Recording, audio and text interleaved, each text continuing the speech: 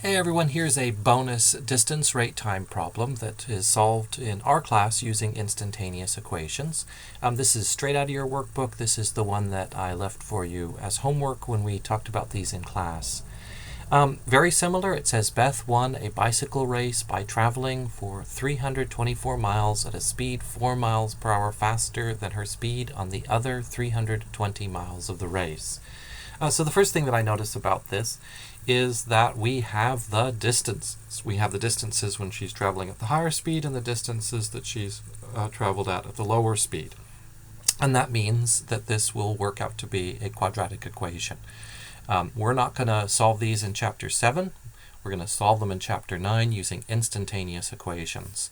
So the first thing that I notice when I see this is that she is traveling 4 miles per hour faster, which means that we know her distance when she was traveling faster. So that distance in the faster row, 324 miles. And when she was traveling slower, that was 320 miles. So let's deal with that part first, just the fact that she's traveling faster and slower at different times. Now let's deal with the numbers themselves. 4 miles per hour faster. Well, that means that her rate is 4 more when she was going faster. So the thing we know least about is her slower speed. We're just going to give that an R. And then, of course, 4 more is R plus 4. The next sentence says that she traveled for 1 hour longer at the lower speed. So we know something about the time that she traveled at the slower speed. So we know least about the time that she traveled at the higher speed. So we're going to call that T. 1 hour longer means that she was traveling 1 hour more, so that's T plus 1. Now notice that I've crossed that out. And the reason that I have is because when you look back at the previous video when we solved it, it was pretty darn straightforward because we knew what RT was. In other words, we had an R times a T equal to distance, and we could substitute that in for RT, and we could solve it for either R or T depending on what took our fancy. We had a lot of choices. It worked out pretty nicely. Now, there's nothing preventing you from solving this equation as written. In other words, where the T is not in the same row with the R. But it is a little bit more difficult, and there's no need to do it. So perhaps for that reason alone, let's make this into an equation like what we've seen before. So I'm going to think about this as if one time is an hour more than another, then that other time is an hour less than the first. I mean, that's an obvious statement. It's just solving an algebraic equation. Adding to one side is subtracting from the other. So I'm going to make that claim with a different T because these aren't the same times. So I'm going to use a capital T, and I'm going to put a capital T in that slower row so I know what RT is. That'll tell me that RT equals 320, and that will allow me to do all the cool tricks that we did before. Now that means that the shorter amount of time, instead of being T, is now capital T minus 1, and that's the same relationship. If one thing's 1 more, then the other thing is 1 less. And this allows us to write those equations a little bit nicer. And so that first equation, coming from the slower row, RT equals 320. I'm not going to refer to it as capital T anymore. I'm going to keep writing capital T's because it is a capital T, but I'm going to kind of forget about the lowercase t's. So RT equals 320, and when we look at the equation from the faster row, we get R plus 4 times T minus 1 equals 324, and of course those are in parentheses. And we're going to do exactly what we did before, namely we're going to FOIL that pair of binomials, R plus 4 times T minus 1, and we're going to get RT minus R plus 4t minus 4 equals 321. And then we're going to do exactly what we did before. We know what RT equals, so wherever we see an RT, that RT will become 320. So that's a nice substitution. Now, I like to get rid of any variables with a coefficient. Now, you'd be correct in saying that that r has a coefficient of -1, but it's relatively easy to get rid of just a negative sign. So I'm more interested in the 4 in front of the t. So I'm going to get rid of that. Now, if you're cool using the quadratic formula for solving your quadratic equations, then you don't have these issues. You just plug a, b, and c in. But I'm going to solve this by factoring the old-fashioned way. So I'm going to get rid of that t. Now to do that, that means that I have to go back to the simplest expression for t, and that is rt equals 320, and solve it for t. And that's a simple enough matter. The r is attached to the t with multiplication, undone with division. So there's our t. T equals 320 divided by r. And so wherever I see a t by itself in the equation, I'm going to substitute in what we know it equals. So I'm going to do both of those substitutions in the next step. So let's just follow that along. That said that RT is 320.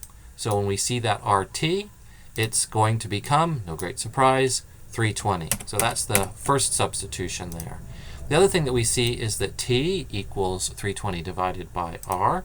So wherever I see a t, I'm going to substitute in 320 divided by r. So we substituted twice. And the reason for that is when we look at this new equation, and it looks like a mess, there's only r's in it. And that is great, right? For an instantaneous equation, we've got it down to one variable. Now, as I've said before, you might choose to simplify at this point. Notice that there's 3 constant terms, but I'm going to focus my attention on something else. What I'm going to focus my attention on is that r in the denominator. And I'm going to spend as little time as possible with a rational expression as possible. I'm going to get rid of that r in the denominator right now.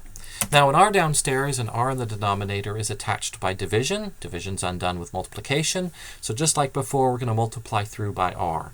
That means every single term is going to get multiplied by r. Now, the advantage of doing this, the reason we're doing this, of course, is to cancel the r in the denominator. And notice it's gone.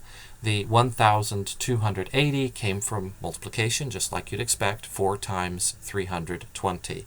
Everything else got a factor of r. So we multiplied the first term by r. We multiplied the second term by r, giving us an r squared. That third term canceled an r. And then, of course, the other 2 constant terms got a factor of r as well.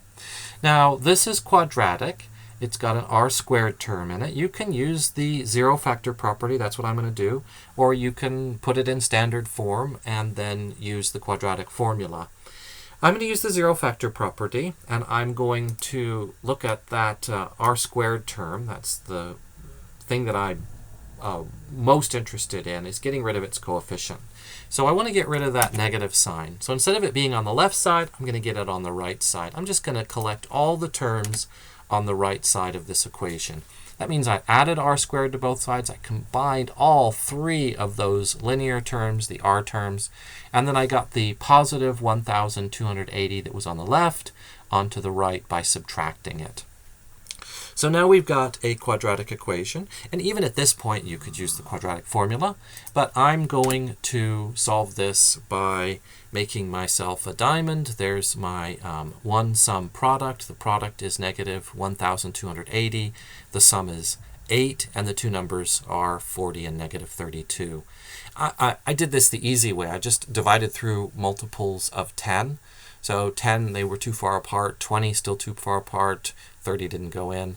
And then 40 worked fine. So that's how I got those 2 numbers so quickly. So that allows me to factor this. So there's the factoring in the zero factor property, and then we use the property itself. We ask the question, when is r plus 40 equal to 0? Well, it's equal to 0 when r equals negative 40. Well, yeah, that's okay. Rate can't be negative.